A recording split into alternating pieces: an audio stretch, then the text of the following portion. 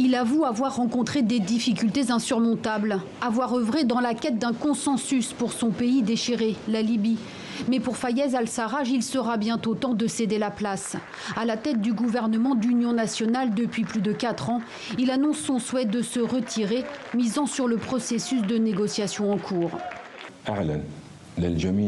J'exprime mon désir sincère de transférer mes fonctions à la prochaine autorité exécutive au plus tard à la fin du mois d'octobre, dans l'espoir que le comité de dialogue achèvera ses travaux et choisira un nouveau conseil présidentiel et un Premier ministre à qui transférer les responsabilités. Depuis la chute de Mouammar Kadhafi, le chaos règne. 2 entités se disputent le pouvoir au prix de violents combats. À l'ouest, le gouvernement d'union nationale basé à Tripoli est reconnu par l'ONU. À l'est, le pouvoir incarné par le maréchal Haftar.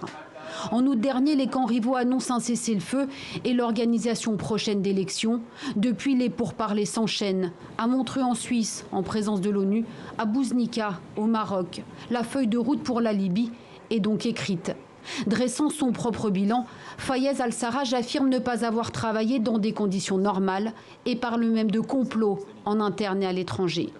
Il y a un aspect personnel, c'est-à-dire l'épuisement, la fatigue, peut-être le désespoir, mais il y a aussi peut-être une chance, une opportunité que son départ ouvrirait la voie à une personnalité plus neutre et donc moins clivante pour les différents clans qui sont en lutte et en négociation pour reconstituer une nouvelle Libye.